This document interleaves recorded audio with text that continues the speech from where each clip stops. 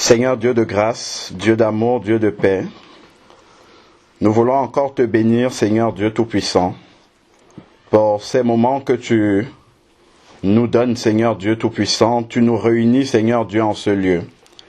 Éternel Père, tu nous rappelles encore par cet événement qui nous réunit, Seigneur, que c'est à toi qu'appartient toute décision. Père, c'est toi qui donnes et c'est aussi toi qui reprends. Éternel Père, merci encore parce que, Seigneur Dieu, tu as, au travers de ce moyen, Seigneur Dieu Tout-Puissant, au travers de cet événement, Seigneur, par lequel nous sommes tous appelés à passer, Seigneur, merci parce que tu nous rappelles encore quelle est la fin de chacun d'entre nous. Seigneur Dieu, merci parce que tu nous permets, Seigneur Dieu, d'être en contact, Seigneur Dieu Tout-Puissant, de ces moments, Seigneur Dieu, pour pouvoir réfléchir, pour pouvoir méditer, Seigneur Dieu Tout-Puissant, sur notre propre vie. Seigneur, parce que c'est cela que ça nous enseigne.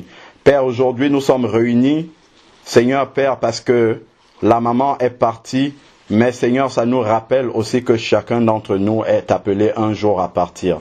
Éternel Père, Dieu Tout-Puissant, nous remettons ces moments entre tes mains, Seigneur. Que tu prennes le contrôle de toutes choses, parce que nous savons que tu es le seul rocher inébranlable, Seigneur Dieu. Au moment même où, Seigneur Père, nous pouvons entrer complètement dans la tourmente, Seigneur Dieu, parce que notre monde a été déséquilibré par un manque, Seigneur, par une disparition chère. Seigneur Père, toi tu restes l'inébranlable, Seigneur. C'est pour ça que nous voulons te remettre toutes choses entre tes mains, parce que tu connais toutes choses d'avance, Seigneur Dieu. Et Père, que ça soit seule ta voix qui soit entendue en ce lieu. Seigneur Dieu, que toi-même, tu prennes le contrôle et que tu règnes, Seigneur Dieu, parce que c'est toi qui es au-dessus de tous les dieux, Seigneur Père. Il n'y a pas d'autre Dieu que toi, Seigneur Père. Merci, Seigneur, parce que, Seigneur, tu prends le contrôle maintenant en ce lieu et que toute voix qui ne glorifie pas ton nom, Seigneur Dieu, puisse se taire au nom de Jésus, parce que tu as le nom au-dessus de tout nom, Seigneur. Ton nom qui, Seigneur Dieu, est élevé, Seigneur, non seulement dans ce siècle, mais dans celui à venir, Seigneur Dieu Tout-Puissant. Merci encore. Père, je te prie de disposer chacun de nos cœurs, Seigneur Père, à être attentif pendant ces moments, parce que nous savons que c'est au travers de ces moments, Seigneur Dieu, que tu passes pour parler au cœur de chacun, que tu te tiens pour frapper, Seigneur, à la porte du cœur de chacun, Seigneur Père, parce que tu veux entretenir cette relation personnelle avec chacun d'entre nous, parce que tu veux marcher quotidiennement, prendre le contrôle de la vie de chacun d'entre nous, Seigneur Père. C'est cela même qui est le projet de ton cœur, Seigneur. Le projet que tu as pour chacun d'entre nous, c'est celui-là, Seigneur Père. Voilà pourquoi nous disposons tout entre tes mains. Nous nous remettons entre tes mains. Nous ne sommes que des êtres humains, Seigneur Père. C'est toi qui connais toutes choses, Seigneur. Voilà pourquoi nous remettons, Seigneur, entre tes mains pour que tu nous conduises comme tu as l'habitude de le faire, parce que tu es notre Père, Seigneur. Merci encore. Au nom de Jésus-Christ. Amen. Merci, Seigneur. Voilà, c'est bon. Donc, j'étais en train de dire, regardons deux personnes qui sont fiancées, qui vont se marier. Les deux personnes se sont promises l'une à l'autre. On va faire notre vie ensemble. C'est d'un commun accord. Et puis, les deux personnes ont vraiment toute la volonté de déployer toute leur énergie pour que ça marche, pour que ça se fasse, pour que ce mariage-là ait lieu. Les deux personnes ont même peut-être économisé longtemps pour que le mariage puisse vraiment se passer, faire plaisir à leurs invités. On prépare le mariage souvent pendant des années, la dernière année est souvent la phase vraiment où on se déploie le plus à fond pour que la fête soit belle, comme on dit. L'argent est là, tout est là, la salle est réservée, tout. La veille maintenant du mariage. Et il y a une des personnes qui peut dire « je ne suis plus d'accord ». Voilà, ça peut arriver. C'est déjà arrivé. Bon, en entrant même à la mairie, même devant monsieur le maire, comme dit Tata. Donc, tout cet effort-là qu'on a déployé pour préparer cette minute-là où l'un et l'autre va dire oui, l'un à l'autre, ça peut tomber à l'eau. Mais il y a eu toute une préparation avec toute son énergie pour ce moment-là qui finalement n'est pas sûr. C'est vrai, on pense que ça va arriver, mais il faut rajouter, s'il plaît à Dieu. Amen. Plaise à Dieu, Amen. On va se marier. Mais on oublie souvent le plaise à Dieu. Parce qu'on pense qu'on maîtrise tout. On oublie qu'il y a quelqu'un qui décide de ces choses-là. Alors, même, c'est possible que les deux personnes veulent se marier jusqu'au dernier moment. Et en entrant à la mairie, Dieu peut décider de prendre un des deux conjoints. C'est arrivé. Voilà, c'est arrivé. C'est possible que Dieu décide de faire ça. De toutes les manières, comme dit la parole de Dieu, Dieu ne s'est pas assis avec des êtres humains en conseil pour demander notre avis sur ce qu'il va faire. Il le fait. Et on n'aura plus qu'à, à vivre avec cette situation-là. Donc, nous nous employons comme ça à préparer avec toute notre énergie, avec tout ce que nous avons, des événements qui ne sont même pas sûrs dans la réalité. Mais la mort, c'est quelque chose de certain. Ceux qui ont fait un peu de probabilité, c'est l'événement certain. Sa probabilité, c'est 1. C'est sûr que ça va arriver.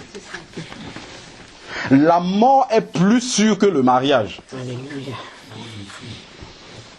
Est-ce que déjà seulement à partir de ces quelques phrases-là, on voit déjà que nous sommes des insensés de ne pas préparer la mort plus que le mariage? Ou plus que tout autre événement que nous jugeons d'important dans notre vie, l'arrivée d'un enfant même. C'est pas sûr. La femme peut être même déjà... La tata travaille là-bas. Je crois que tu as des expériences que tu peux nous raconter ici toute la nuit. Où la femme est sûre d'accoucher. Nous sommes déjà au dernier moment. Et il y a quelque chose qui se passe. Et l'enfant vient au monde dans une autre situation.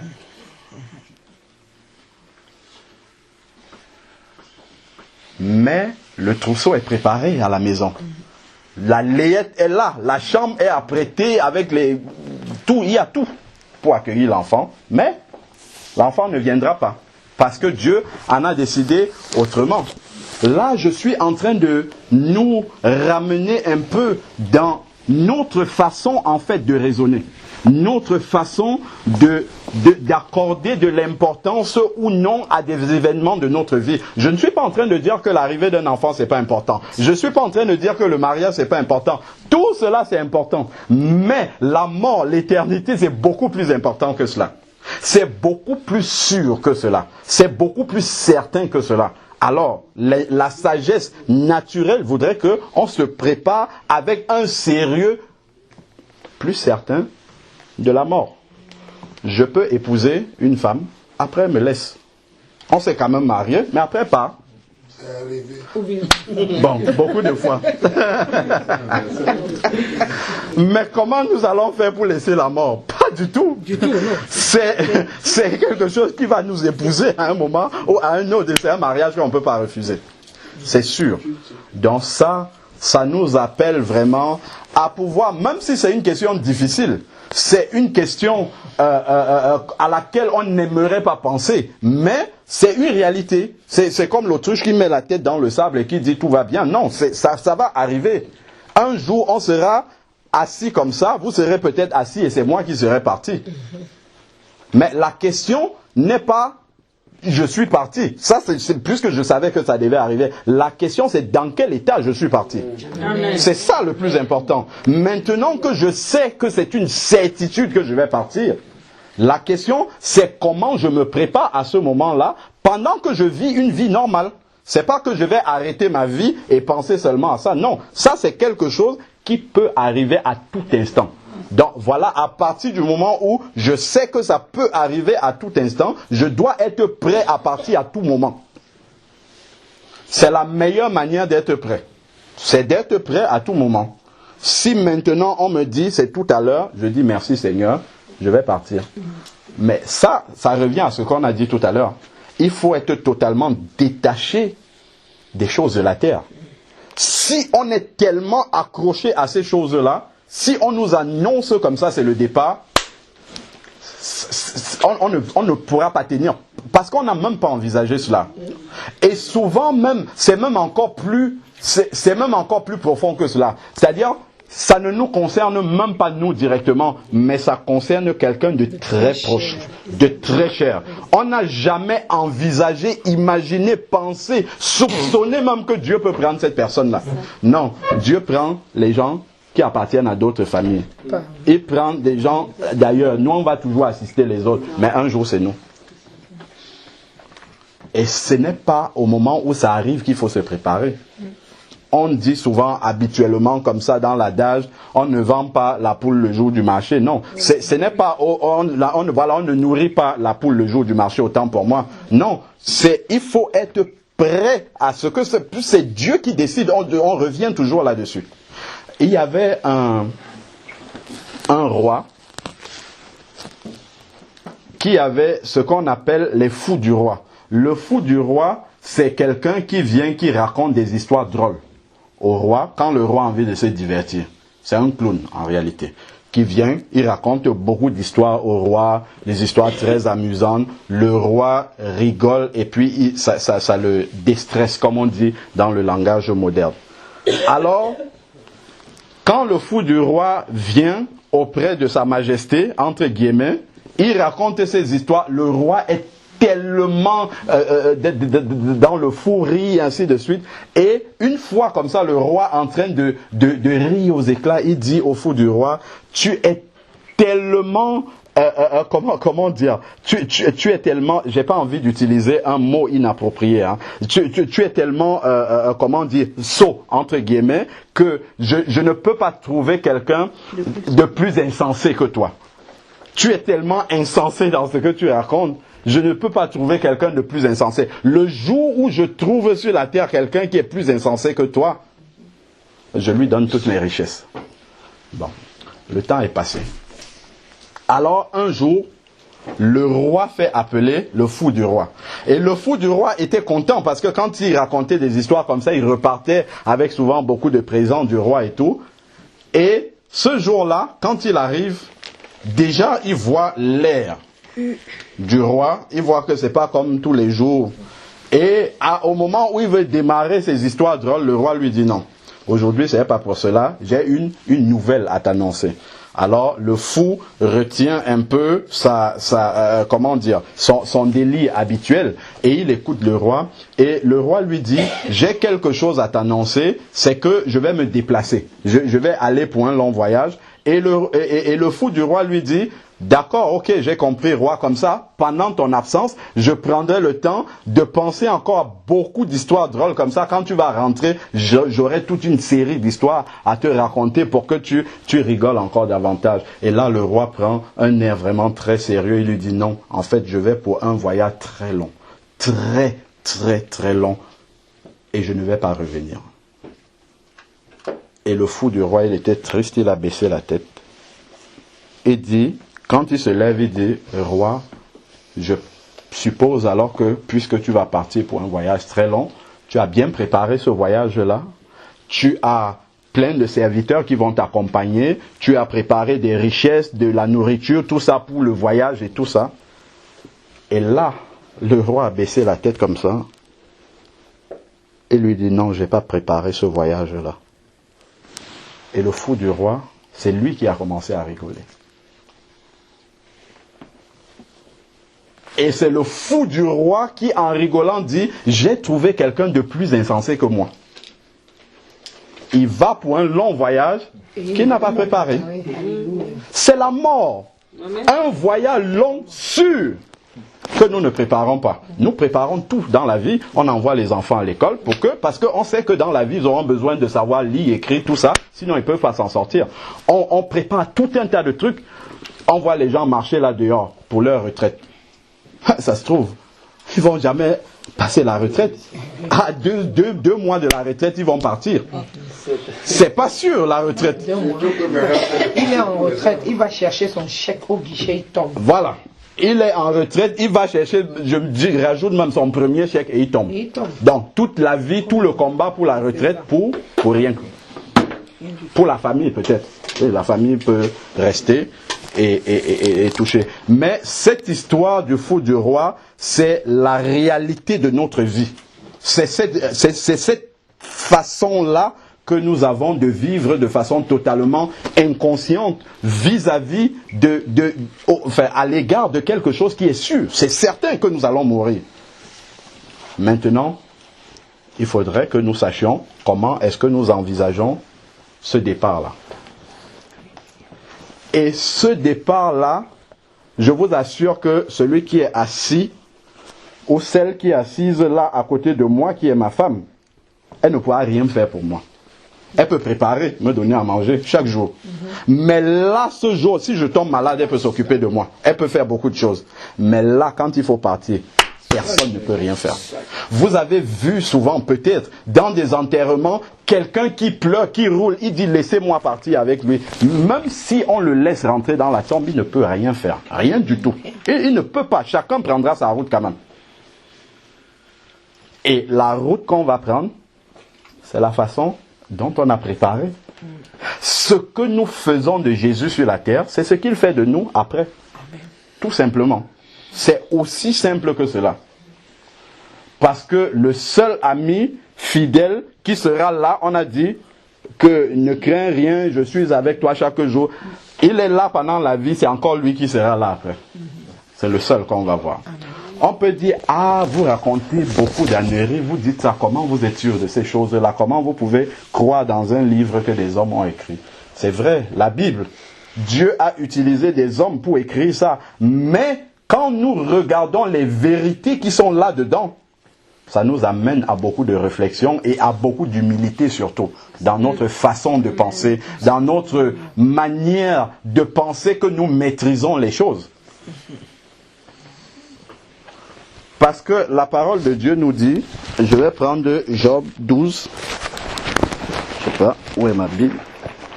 Je vais venir en dessous.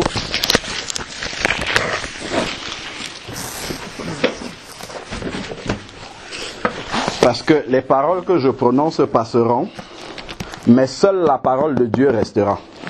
C'est pour ça qu'il faut que tout ce que nous disons, que nous appuyons par la parole de Dieu. Job 12, verset 10 dit, « Il tient dans sa main l'âme de tout ce qui vit. » Toute créature qui a la vie, son âme est entre les mains de Dieu. Parce que c'est Dieu qui a donné le souffle de vie, donc c'est lui qui est capable de reprendre. De la même façon, le souffle de toute chair d'homme, c'est entre les mains du Seigneur. Et c'est lui qui en décide. Donc, puisque le souffle ne nous appartient pas, qu'est-ce que nous devons faire? Nous devons en référer à celui qui a donné ce souffle-là. C'est la chose la plus sensée que nous pouvons faire. Nous ne pouvons pas nous mettre à combattre celui qui nous a donné le souffle de vie. Comment est-ce que nous pouvons combattre? Comment est-ce que la voiture peut combattre celui qui a construit cette voiture-là? C'est impossible. C'est lui qui a la notice de fabrication. C'est lui qui a la notice de fonctionnement, autant pour moi. Comment est-ce que le téléphone Nokia va dire à la société Nokia, je ne veux plus que tu t'occupes de moi? C'est impossible. Le téléphone ne peut pas s'occuper de lui-même. À un moment donné, il sera en panne. Et il faudra qu'il retourne là-bas, chez Nokia, pour que ce soit les mêmes techniciens qui fassent les réparations. La Bible nous dit, dans Hébreux 9, au verset 27, qu'il est réservé aux hommes de mourir une seule fois. Donc c'est une certitude. C'est ce qu'on dit là depuis le début. Après quoi vient le jugement. Donc, immédiatement, lorsque quelqu'un part, c'est vrai, il faut pleurer, il faut se rouler par terre, il faut sauter, tout ça. Mais la question à se poser, c'est quel est son sort? C'est ça la vraie question. Était-il en paix avec le Seigneur ou pas? C'est ça la question fondamentale, essentielle.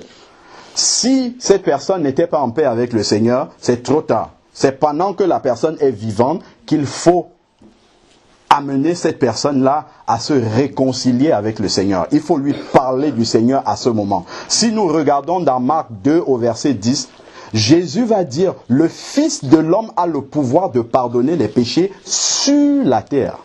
C'est pendant notre vivant que Dieu peut pardonner nos péchés.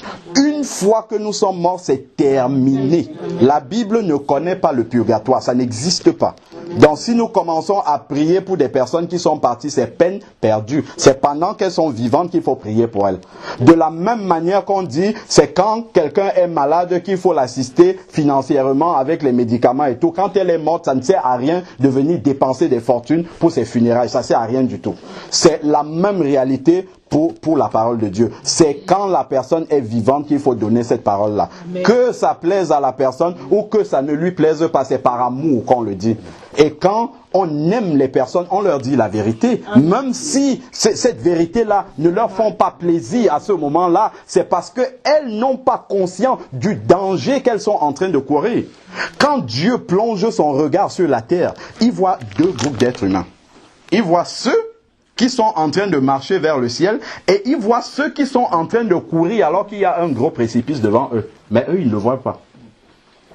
Ils sont en train de courir et le précipice est devant eux. C'est aussi cette image-là que nous avons. Le Seigneur dit dans sa parole, c'est dans Matthieu 7, au verset 13 et 14, « Large est le chemin qui mène à la perdition. » Il y a beaucoup de personnes qui passent par là. Mais étroit et resserré est le chemin qui mène à la vie. Celui qui dit « j'ai combattu le bon combat de la foi, j'ai achevé la course », c'est celui qui est en communion avec le Seigneur. C'est celui qui n'a pas peur de fermer ses yeux parce qu'il sait qu'en fermant mes yeux, la respiration arrêtée, je sais où je vais. J'ai vécu une vie où je sais ce qui m'attend après. C'est pas une vie dans l'incertitude. C'est pas une vie comme si j'étais éternel sur la terre. Nelson Mandela, il a vécu longtemps. Il a vécu une belle vie. Tout à l'heure, on était une bonne vie, j'ai envie de dire ça. Tout à l'heure, on regardait tout ce qu'il a fait. Il a fait des choses admirables. Son nom restera. Il a des rues qui sont à son nom, des stades qui sont à beaucoup de choses. C'est abridera, c'est appréciable. Son nom restera pendant beaucoup de générations. Mais si son nom n'est pas écrit dans le livre de vie, on le connaît sur la terre, et là où il faut qu'on te connaisse, si on ne le connaît pas là-bas, c'est perdu. Il aura donné toute sa vie pour beaucoup de personnes, il a fait des choses admirables. Mais s'il n'est pas en communion avec Dieu, c'est pas pour ça que Dieu va le sauver, pas du tout.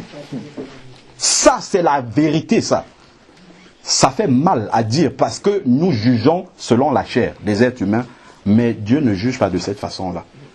C'est pour cela que nous devons vraiment penser sérieusement à cette réalité-là pendant que nous sommes encore vivants, lucides et au mieux même en santé.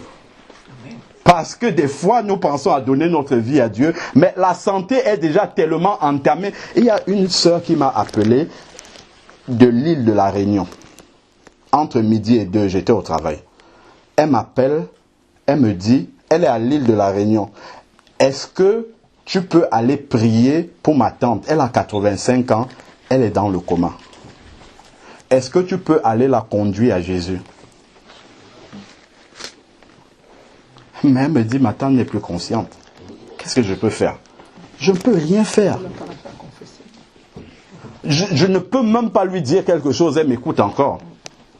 Et la sœur était à l'île de la Réunion complètement impuissante. Elle dit, j'ai passé le temps à parler de Jésus à ma tante. Je lui dis, tu as fait ce que tu avais à faire. Après, les gens ont le devoir d'accepter. Je ne peux pas, moi je suis ici, j'ai accepté Jésus. J'ai 5 frères, il n'y a qu'un seul qui a accepté Jésus. Je leur dis tous les, je ne peux pas accepter pour vous. Chacun prendra sa route. Nous sommes des frères de sang, mais la Bible dit ce qui est chair, ce qui est esprit. Au moment de la mort, chacun prendra sa route. En fonction de ce qu'il aura décidé lui-même. C'est pas Dieu qui impose ça aux gens. Dieu n'impose rien à personne. Il dit, c'est dans Deutéronome 30 au verset 15, je mets devant toi la vie et la mort. Le chemin de la vie et le chemin de la mort. Et Dieu est bon parce qu'il dit, je te conseille de choisir le chemin du bien. Mais après, on est libre. Libre arbitre. Nous sommes dans le siècle où chacun dit, je fais ce que je veux. Je fais ce que je veux. Dieu dit, ok, fais ce que tu veux, mais, je vais lire un verset, c'est dans Ecclésiaste, Parce que justement, ce livre-là nous rappelle souvent des choses très, très importantes. Je vais lire Ecclésiaste.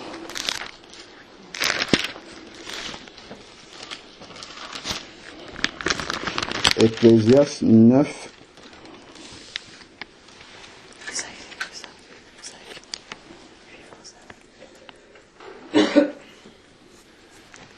Attends, c'est sur le jeûne. Tu viendras en jugement. Ecclésiaste 9. Excusez-moi, je vais juste trouver le verset. Verset 9. Voilà, c'est combien? 9, verset 9. Ok. Dans Ecclésiaste 9, verset 9, il est dit, jouis de la vie avec la femme que tu aimes pendant les jours de la vaine existence que Dieu te donne sous le soleil. Pendant tous tes jours de vanité, car c'est ta part dans la vie au milieu. Non, c'est pas ce verset-ci. C'est jouis des jours de ta jeunesse. Autant pour moi, c'est pas dans ce verset-ci. Attends. C'est jeune homme, jouis des jours de ta jeunesse, parce que un jour Dieu t'appellera en jugement pour tout cela. Je crois que c'est au chapitre 11. Attends. Chapitre 12. Voilà, c'est Ecclésiaste 12, verset 1. Oui, c'est ça. Voilà. Attends, je vais lire ça dans ta version, c'est mieux traduit. Alors, c'est dit, jeune homme, réjouis-toi dans ta jeunesse. Pendant que nous sommes vivants, nous pouvons nous réjouir, il n'y a pas de problème. Jeune homme, réjouis-toi dans ta jeunesse, livre ton cœur à la joie pendant les jours de ta jeunesse. Marche dans les voies de ton cœur. Donc, je fais ce que je veux. Je fais ce que j'ai envie de faire. Alors, et selon les regards de tes yeux, la convoitise des yeux, fais tout ce qui te fait plaisir. Mais, c'est le mais là qui est important. Il dit, mais sache que pour tout cela, Dieu t'appellera en jugement. Donc, après cette vie-ci, tout ne s'arrête pas. Ça serait trop beau. C'est qu'il y a des comptes à rendre. Et la Bible va dire dans Acte 17 au verset 30, Dieu, sans tenir compte des temps d'ignorance. Donc, tant que nous n'avons pas encore entendu la vérité, nous sommes dans l'ignorance pour Dieu. Mais une fois que nous l'avons entendu, nous devenons responsables devant Dieu. Parce que si nous disons à Dieu, mais tu m'as oublié, Dieu te rappellera ce jour-ci, cette nuit-ci, où tu as tout entendu. Il va dire, mais j'avais permis cette occasion-là. Tu dis, je suis peut-être venu soutenir la sœur, mais Dieu dit, non, en fait, tu es venu la soutenir. Mais moi, j'avais un rendez-vous avec toi aujourd'hui. Amen. Tu es venu, en fait, au rendez-vous que moi, je t'avais fixé. Parce que ça ne dépend pas de toi. Quand Dieu te fixe un rendez-vous, tu viens. Et tu vas entendre ce qu'il a à te dire. Amen. Ce jour-là. C'est pour ça que dans Romains 3 au verset 19, il est dit que ce jour-là, toute bouche sera fermée devant Dieu. Parce que souvent les gens, pendant leur vie, ils font beaucoup de choses. Et ils disent, je me prépare quand je vais me retrouver devant Dieu. J'ai un tas de choses comme ça que je vais dire à Dieu pour me justifier. On n'aura même pas l'occasion. Toute bouche sera Fermé. Pourquoi? Parce que Dieu est juste. Dès qu'il va vous plaquer votre vie comme ça, c'est vous-même qui allez dire faire de vie. S'il te plaît, ne viens pas avec, je suis coupable. C'est ce que la Bible dit. Hein. Pour que tout homme soit coupable. Si on n'a pas demandé pardon. C'est ce qui va arriver. On n'aura rien à dire à Dieu. Donc, c'est pendant notre vivant que nous devons faire la paix avec Dieu. Et c'est quoi cette paix-là? Parce que si j'ai un seul péché dans ma vie, je ne peux pas aller au ciel. Le ciel est préparé pour des personnes qui n'ont aucun péché, qui sont parfaites totalement. Il n'y en a aucun sur la terre. Qui? Il n'y aura personne là-bas. Ah, ça c'est bien ça. C'est un bon constat ça. D'après la perfection de Dieu, il n'y aura personne là-bas effectivement. Ça c'est la vérité ça. Mais, alors, et c'est là que nous constatons et que nous réalisons vraiment l'amour de Dieu. C'est que Dieu n'a pas voulu qu'il en soit ici. Il a envoyé son fils Jésus. Le substitut. Au lieu que tous les hommes qui sont sur la terre là aillent payer en enfer, Dieu a fait tomber justement la punition sur Jésus. Pour tous les hommes, qu'ils soient musulmans, qu'ils soient bouddhistes, qu'ils soient catholiques, qu'ils soient tout ce que vous voulez, Jésus est mort pour tous les hommes et toutes les femmes qui sont sur la terre, tous les bébés, tous les enfants, tout le monde. Mais il y a une réalité. C'est pas suffisant. Jésus est mort pour tout le monde. Vous savez, mon anniversaire peut arriver, vous m'offrez un joli cadeau d'anniversaire et je vous dis je ne prends pas. Vous m'offrez un beau cadeau, je vous dis je ne le prends pas. Est-ce que je serai le propriétaire de ce cadeau-là? Pas du tout. Vous avez un parent qui décède, qui vous laisse une belle maison en héritage. Vous ne pouvez pas envoyer des locataires aller habiter là-bas. Comme ça ne se passe pas comme ça. Il faudrait que vous alliez devant le notaire et que vous dites, c'est moi l'héritier. La personne qui l'a laissé sur son testament là, c'est moi. Je viens pour accepter l'héritage. Et maintenant, lorsque je signe pour accepter cet héritage-là, les papiers de la maison maintenant sont changés à mon nom. Et là maintenant, je peux jouir du bien. Je peux donc envoyer des locataires là-bas parce que c'est ma maison maintenant. C'est la même chose avec le salut. Jésus est mort pour tous ceux qui sont sur la terre, sans aucune exception. Mais il faut accepter, c'est un cadeau. Il faut venir dire, d'accord, j'accepte le cadeau, tu es mort à la croix pour moi. Moi, je m'appelle Alain Patrick. Je dois dire, Jésus, tu es mort à la croix pour moi, Alain Patrick, précisément. Et qu'est-ce qui va se passer? C'est que les péchés qui sont sur moi seront enlevés et transférés sur lui. Or, lui, il a déjà été puni. Donc, quand Dieu me regarde, il me regarde comme quelqu'un qui n'a jamais péché. Et c'est comme ça que je pourrais aller au ciel n'étant pas parfait. Mais ayant revêtu la perfection de Jésus. C'est ça le miracle du salut. C'est ça la bonne nouvelle. C'est comment vous voyez donc que si quelqu'un se retrouve en enfer, c'est que c'est lui qui a voulu aller. Il ne pourra pas dire moi je n'avais pas suffisamment d'argent pour payer, il n'y a rien à payer. C'est gratuit. C'est gratuit, il faut accepter. C'est ce que dit Romains 6 au verset 23. Car le don gratuit, est-ce qu'un don peut être payant? Mais la Bible précise le don gratuit. C'est une redondance. Pour dire que c'est vraiment gratuit, il n'y a rien, il n'y a pas d'argent à payer. Donc si quelqu'un après est condamné, il ne pourra en vouloir que parce qu'on lui a donné un cadeau et il a dit je n'en veux pas. C'est logique. Vous avez besoin d'une machine à laver. Quelqu'un vient, vous ouvre la machine à laver, vous dites je n'en veux pas. Et après vous lavez vos habits à la main et vous êtes fâché, vous murmurez. Non, vous n'avez qu'à en vouloir à vous-même. Parce qu'on vous a donné la machine à laver et puis vous avez refusé de la prendre. Donc c'est ça l'histoire du salut. Le salut c'est quelque chose de simple qui est offert à tous les hommes sur la terre. Mais il faut l'accepter. Et on l'accepte pendant qu'on est vivant et pendant qu'on est lucide. Parce qu'après la mort c'est trop tard. Trop tard, c'est fini. Et comment est-ce qu'on accepte ce salut-là? C'est en passant par la repentance. Il faut d'abord commencer par faire le bilan de notre vie jusqu'aujourd'hui. Ça c'est important, on ne vient pas comme ça, on dit j'accepte et puis on continue à vivre comme on était. Ça veut dire qu'on ne sait pas ce qu'on a accepté. Ça c'est la première chose. Seigneur, je reconnais que ma façon de vivre ne correspond pas à ce que tu veux. Pourquoi? C'est très simple. Dieu a mis dans chaque être humain la conscience du bien et du mal et il a laissé libre.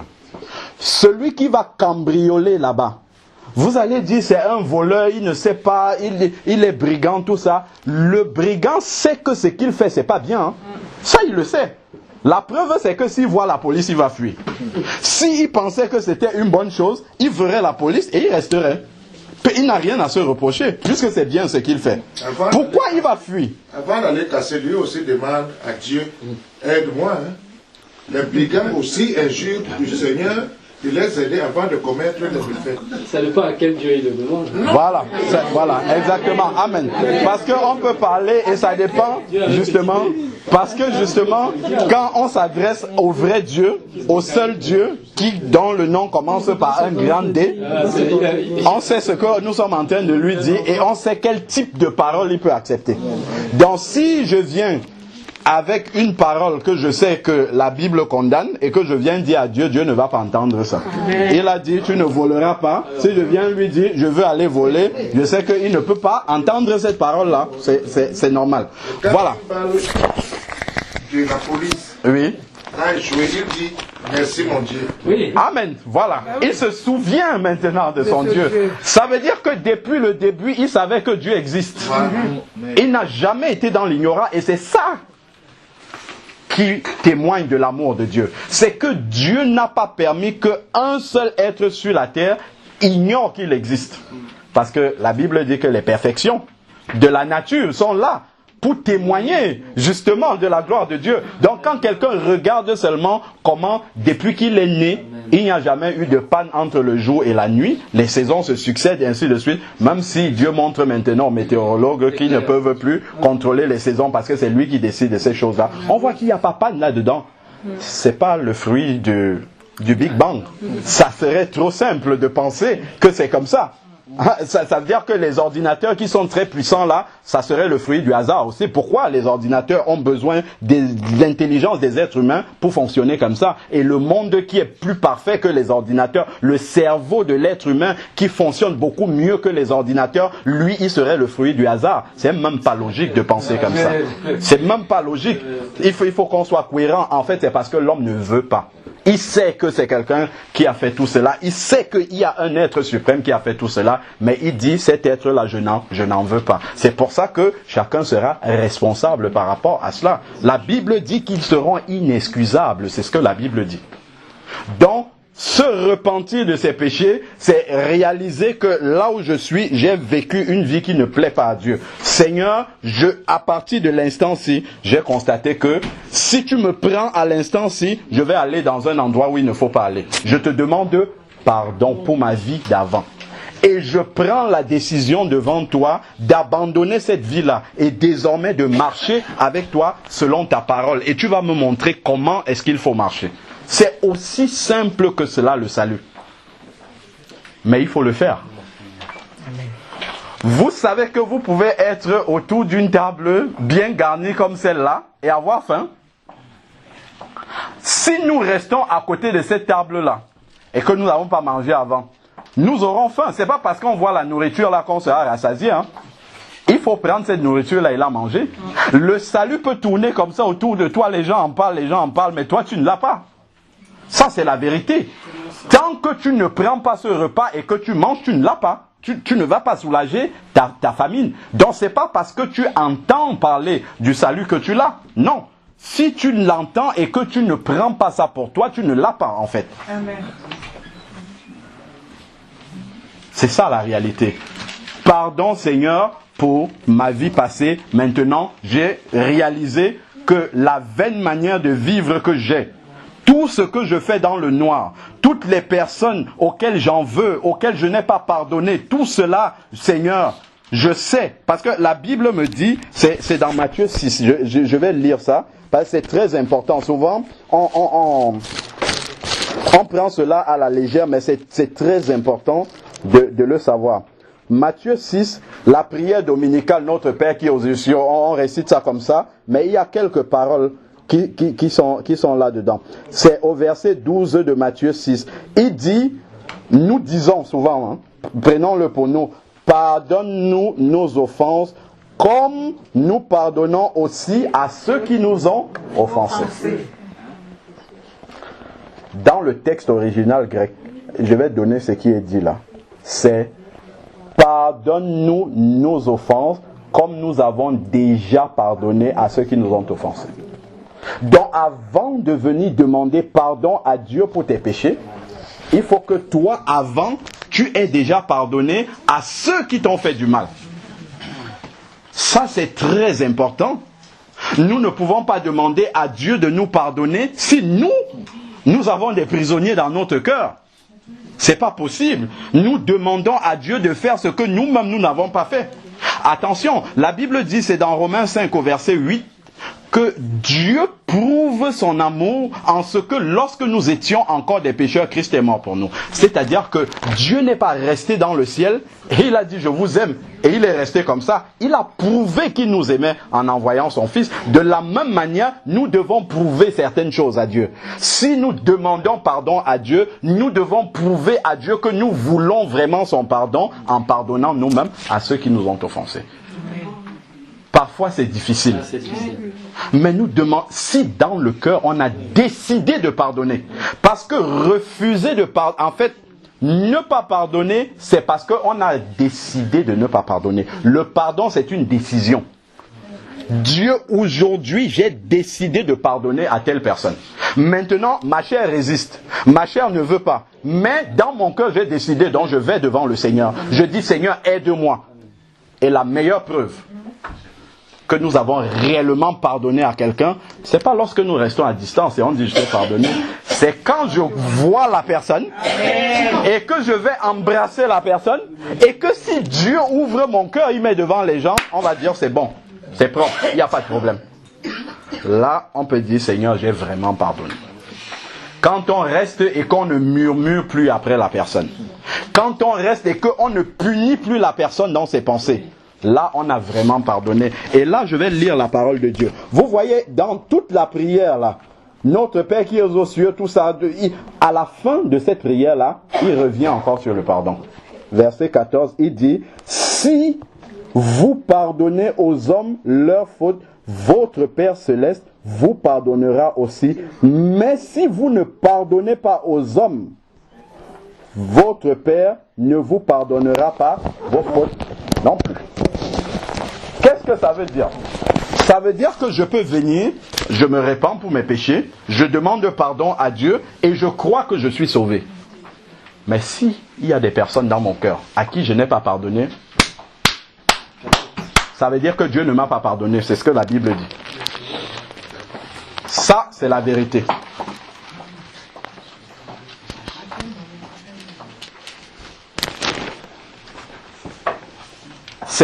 Dieu est juste, non? Il est conséquent. Pas tout à fait. Si, Dieu est juste. C'est lui qui a le pouvoir suprême de pardonner ou de ne pas pardonner. Oui. Et il nous demande de faire la même chose. Tout simplement. Lui, il peut te pardonner, même si tu as gardé. Parce que nous n'avons pas le pouvoir du pardon. On peut oublier certaines choses. Non, on ne parle même pas d'oublier. Hein. On parle de décider de... Le pardon de Dieu, c'est le pardon suprême. C'est-à-dire que ce n'est pas le même pardon que je peux avoir vis-à-vis de toi. Bon. Je voulais, Oui. puisqu'on est en train de discuter, Oui. de parler de... C'est-à-dire qu'il y a une procédure, la procédure dont vous avez évoqué, obéit aux êtres vivants, donc les hommes.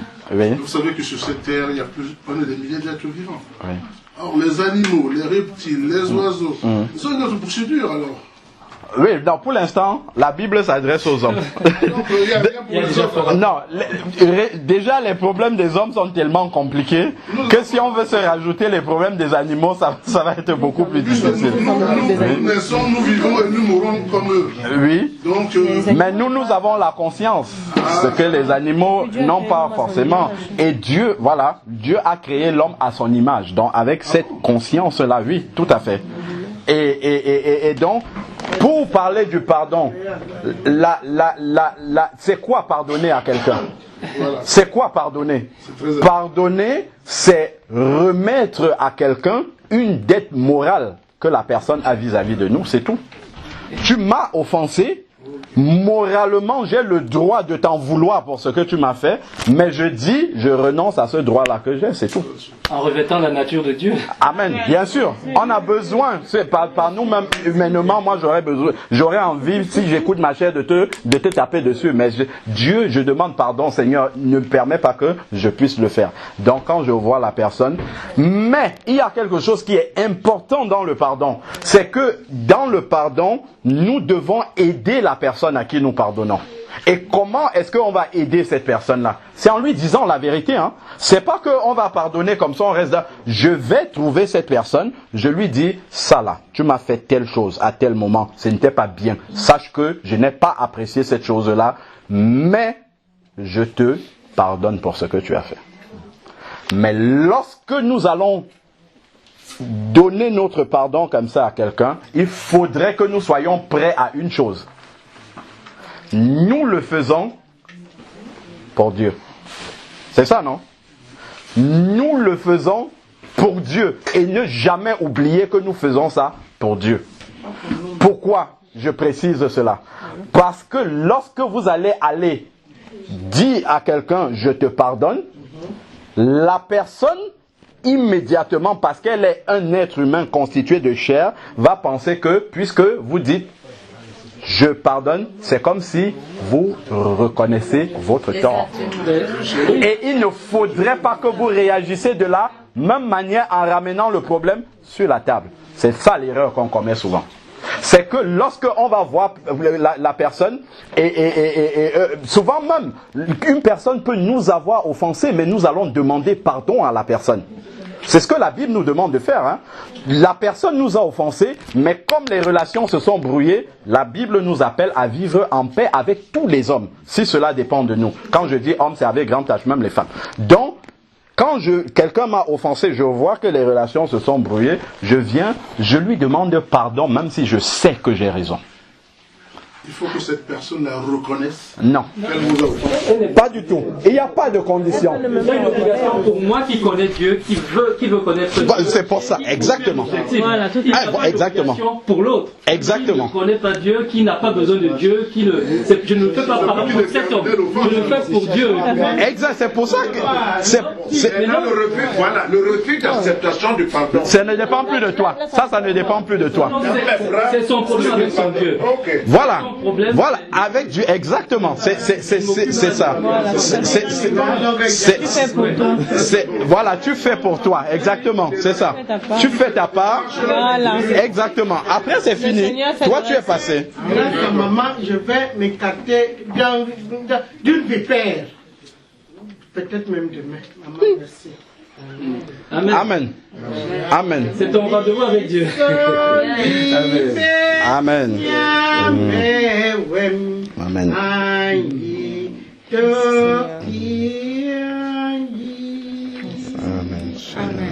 Amen. Elle va pardonner à une personne un certain nombre de choses. Gloire à Dieu. Amen. Amen. Que Dieu soit béni. Elle nous a fait venir ici aujourd'hui et elle profite de ça. Merci Seigneur. Amen. Que Dieu soit béni. Tu verras comme tu seras soulagé. Amen. Amen. Non, c'est la parole qui a été prononcée. Amen. C'est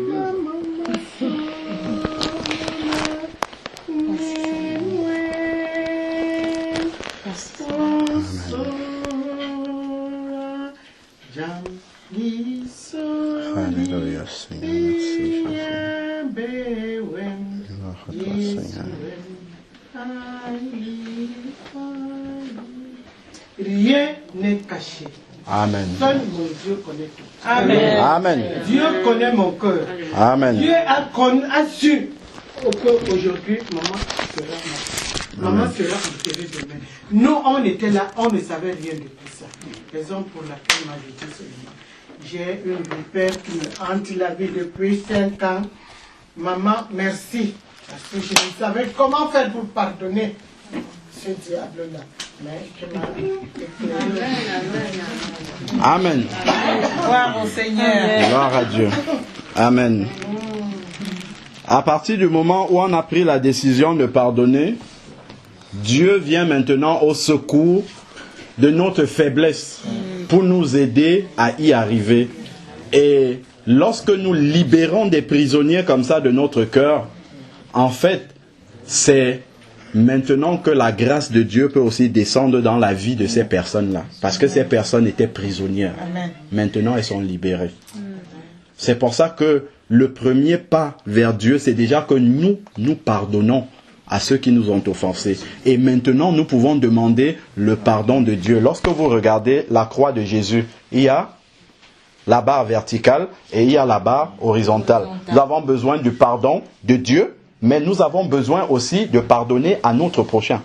Nous avons besoin des deux pour pouvoir être sauvés. On a besoin de la croix de Jésus pour être sauvés. C'est important. Les deux nous avons besoin absolument des deux.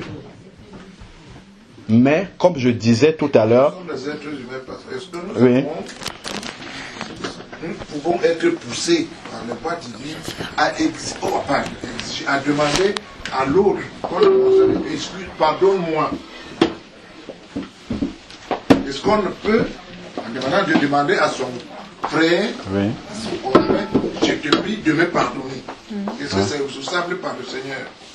Ah oui. Nous pouvons aller vers la Que personne... tu as offensé, donc, voilà. Oui.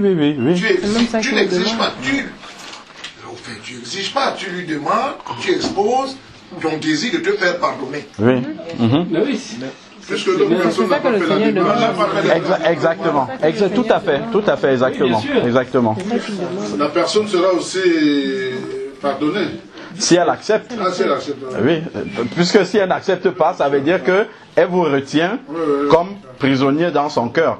Mais vous avez fait la bonne démarche, donc Dieu lui va vous libérer. Et c'est cette personne qui reste seule prisonnière maintenant, prisonnière d'elle-même, parce que Dieu lui vous a libéré, vous avez fait la démarche.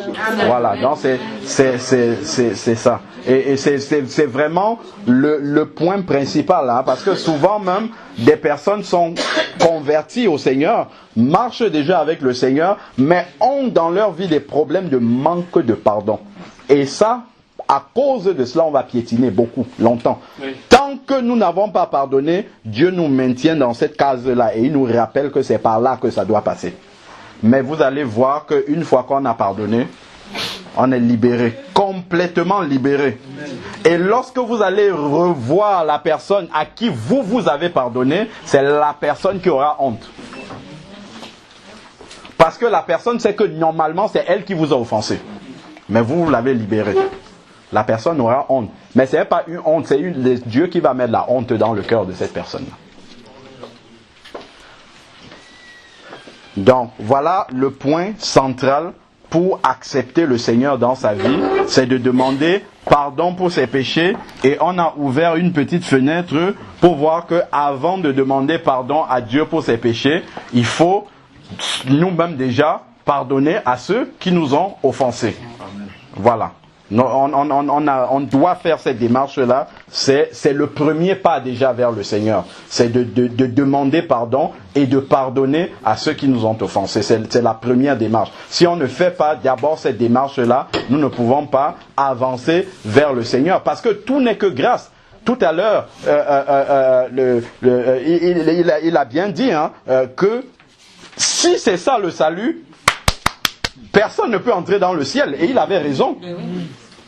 Mais rendons-nous compte que nous aussi imparfaits que nous sommes, Dieu a permis que nous allions au ciel, alors que nous avons crucifié Jésus. Vous allez dire, ce sont les Juifs qui l'ont crucifié, ce sont les Romains qui l'ont crucifié, mais chaque instant où je fais un péché, c'est un clou que je tape dans le corps de Jésus. Amen. Donc c'est nous qui l'avons crucifié. Parce que c'est à cause du péché qu'il est mort. Il n'est pas mort à cause d'autre chose. C'est à cause du péché qu'il est mort. C'est pour ça que c'est nous tous, l'humanité ensemble, qui avons crucifié Jésus. C'est ça la réalité spirituelle. C'est pour ça que c'est encore à lui que nous devons demander pardon. Pourquoi? Pour nos péchés qui l'ont amené à la croix. Amen. C'est pour cela. Et il y a une histoire dans la Bible par laquelle on pourra terminer. Dans laquelle il y a un serviteur qui devait... l'histoire du serviteur qui devait 10 talents. Là. Je crois que c'est dans Marc. Et qui a battu son compagnon, son maître lui a remis sa dette. Et après, lui, il a exigé plus tard à celui qui lui devait beaucoup moins. Et ça illustre bien l'histoire du pardon dans la parole de Dieu.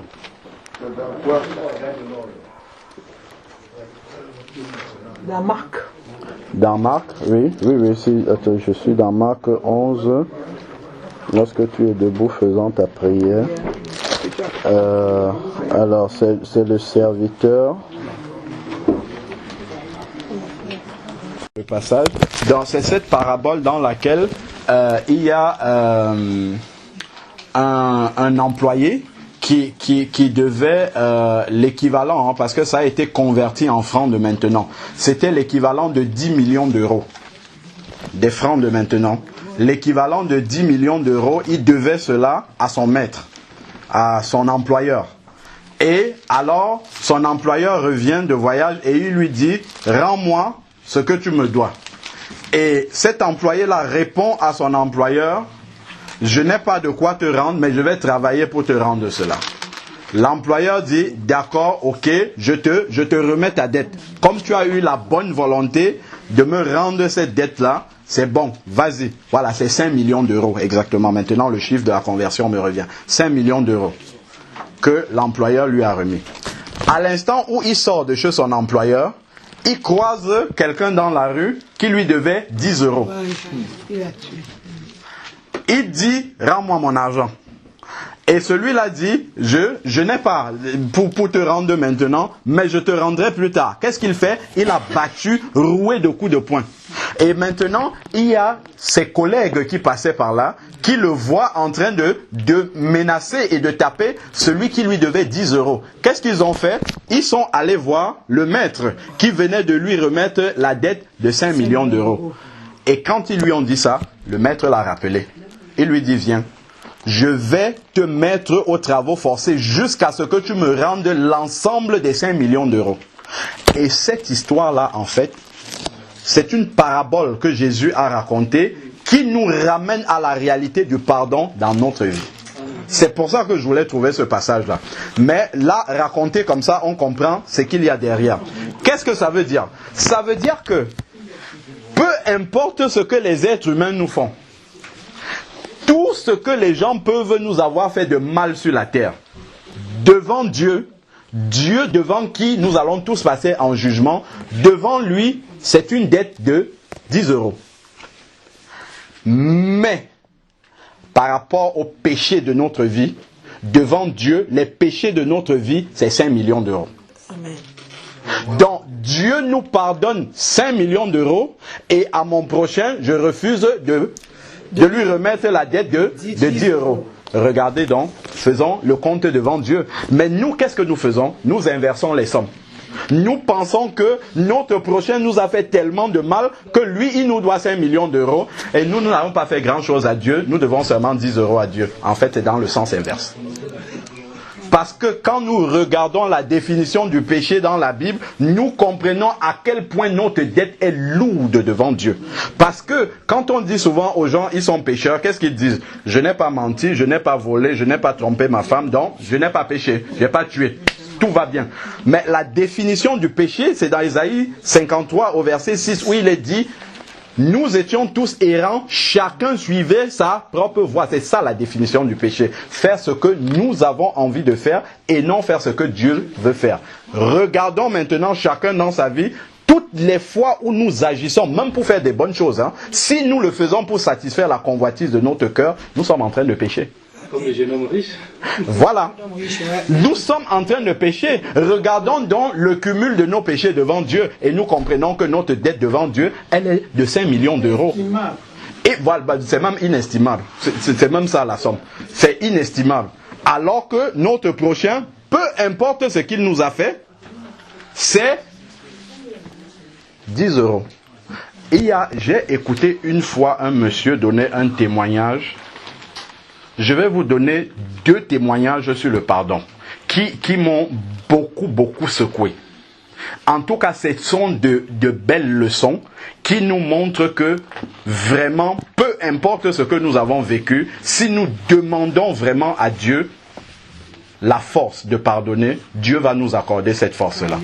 Le premier témoignage, c'est un monsieur que j'ai écouté prêcher comme ça une fois. Et il dit, en fait, il était commissaire de police pendant sa carrière. Et après, il a pris sa retraite et il a rencontré le Seigneur. Il est devenu prédicateur. Et il y a eu un problème quelque part et quelqu'un a tué son fils. Il a rencontré la police pour que la police fasse les enquêtes pour trouver. C'est pas une histoire qu'on a racontée, c'est quelqu'un que j'ai écouté parler comme ça. Il a rencontré la police pour que l'enquête soit menée.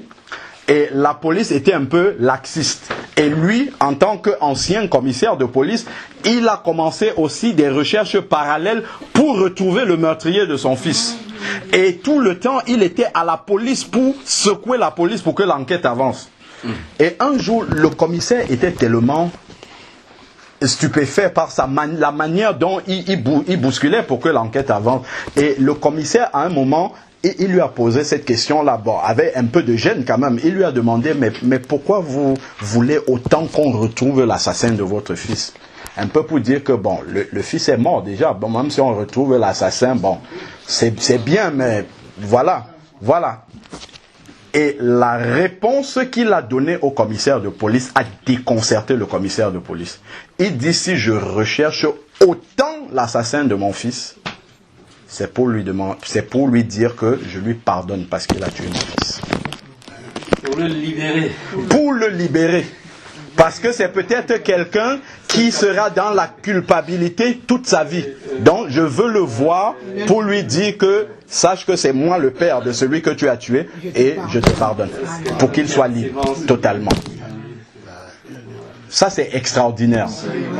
Il y avait maintenant aussi en Indonésie un pasteur qui est chez lui un jour et non, c'est pas en Indonésie, c'est en Colombie, voilà. En Indonésie ou Colombie. C'est Indonésie ou Colombie, l'un des deux pays. Mais je sais que dans ce pays, je me souviens du témoignage, il y a la guérilla, donc il y a une milice parallèle en fait qui fait régner aussi sa loi. Alors, un jour, ils arrivent chez ce pasteur-là. Ils sont entrés chez lui, ils se sont servis, ils n'ont pas pris que le matériel, il y avait la femme du pasteur qui était là. Ils ont violé la femme du pasteur devant lui. Et non contents de ça, ils ne se sont pas arrêtés là, ils ont amené cette femme-là dans la jungle pour qu'elle soit l'objet sexuel de tout la guérilla qui était là-bas, les militaires qui étaient là-bas. Bon, qu'est-ce qui s'est passé? Le pasteur est resté dans la prière, toujours par rapport à cela. Seigneur, je suis à ton service, mais je ne comprends pas ce qui est en train de se passer. Il est resté comme ça pendant 1 an, à prier. Il ne savait pas ce que sa femme est devenue.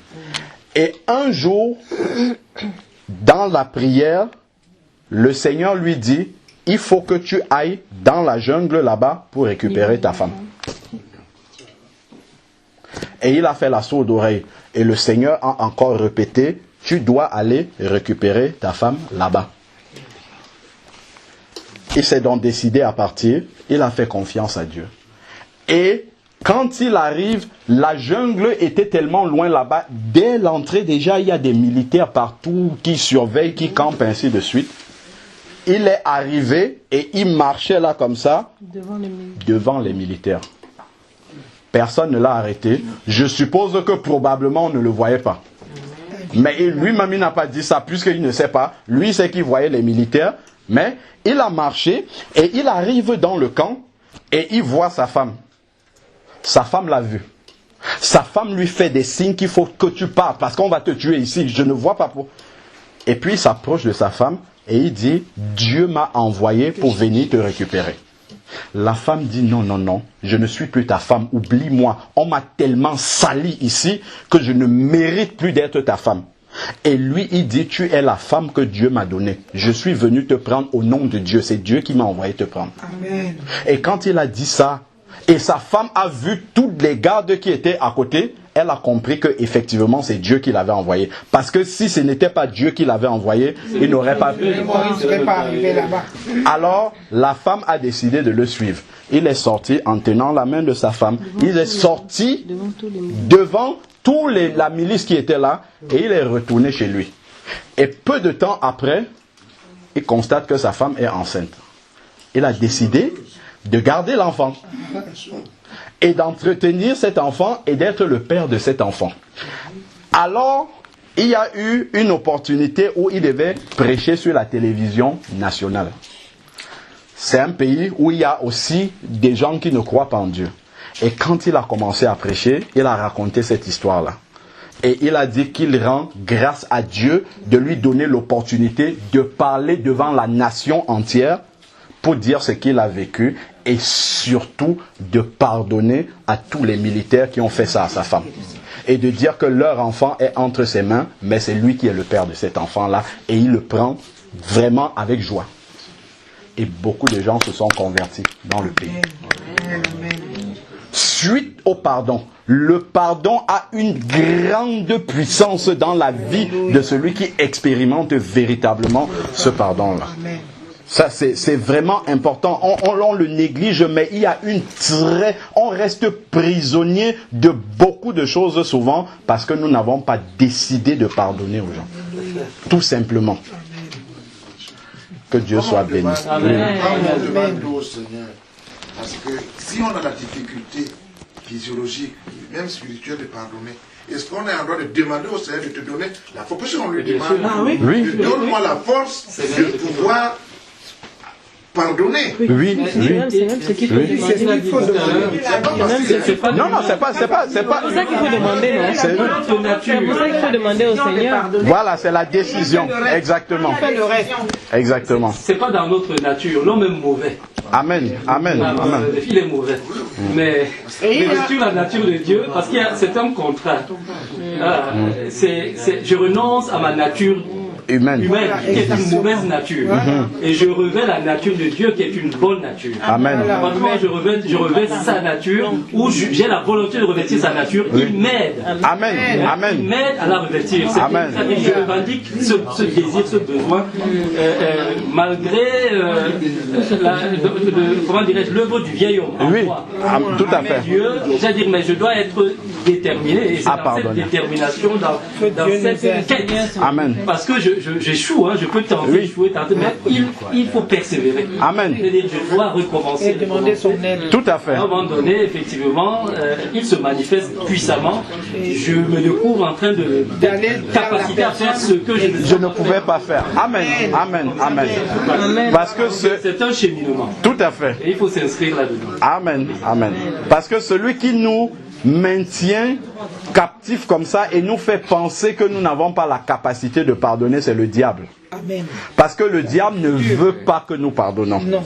Parce qu'il sait que tant que nous n'avons pas pardonné, nous sommes avec lui. Captifs avec lui. Nous sommes ses compagnons, voilà. Mais il sait que le jour où nous aurons pardonné, on va lui dire bye bye, c'est fini, on n'est plus avec lui. C'est pour ça. Amen. C'est pour ça qu'il va et le diable nous attaque par la pensée. Il va dire mais pourquoi tu vas pardonner? Il va nous rappeler, regarde ce qu'il t'a fait, regarde ce qu'elle t'a fait, c'est qui même, comme elle dit, ainsi de suite. Pourquoi tu vas lui parler? Qu'est-ce que tu vas même gagner? Regarde, tu vas t'humilier en pardonnant, ainsi de suite. Donc le diable, en fait, il va te mettre toutes ces pensées-là pour que tu n'aies aucune raison de pardonner. Et là, il sera gagnant. Parce qu'il va te maintenir en captivité. Il va maintenir aussi la personne, puisque toi aussi tu as la personne dans ton cœur. Donc vous serez deux prisonniers au diable. Alors que quand tu pardonnes, tous les prisonniers en même temps sont libérés. Et c'est le diable qui est perdant. Amen. Voilà. Amen. Que Dieu soit béni. Amen. Seigneur Père, nous voulons encore te rendre grâce pour ces moments, Seigneur Dieu, de partage de ta parole que tu nous as donnée. Père, merci Seigneur parce que tu savais tout ce qu'il y a dans nos cœurs, Seigneur Père, le cœur de toutes les personnes qui sont présentes ici. Merci parce que c'est toi-même, Seigneur Père, qui a contribué, Seigneur Dieu Tout-Puissant, qui a donné ce message-là pour que cela puisse libérer, Seigneur Dieu, parce que tu es venu pour libérer. Comme tu as dit dans ta parole, tu es venu chercher et sauver ceux qui étaient perdus. Seigneur, merci encore pour la décision de pardon qui a été prise ici solennellement devant tout le monde, Seigneur Père. Nous te prions maintenant que tu accordes la force, Seigneur Dieu Tout-Puissant, pour aller jusqu'au bout de ce pardon, Seigneur Dieu, et que l'autre ne puisse pas s'y opposer, Seigneur Père. Que cette décision qui a été prise aille jusqu'au bout, Seigneur Père, et que tous les prisonniers dans le cœur, Seigneur Dieu, de notre sœur soient totalement libérés, que aucun ne reste dans son cœur, Père, afin que elle-même soit libérée au nom de Jésus, parce que Jésus est venu mourir à la croix pour qu'il n'y ait plus aucun prisonnier, Seigneur. Il est venu libérer les captifs, Seigneur Père. Père, merci pour ce que tu as fait encore ce soir. Père, nous te bénissons et te remettons toute la suite entre tes mains au nom de Jésus-Christ. Amen. Amen. Amen. Amen.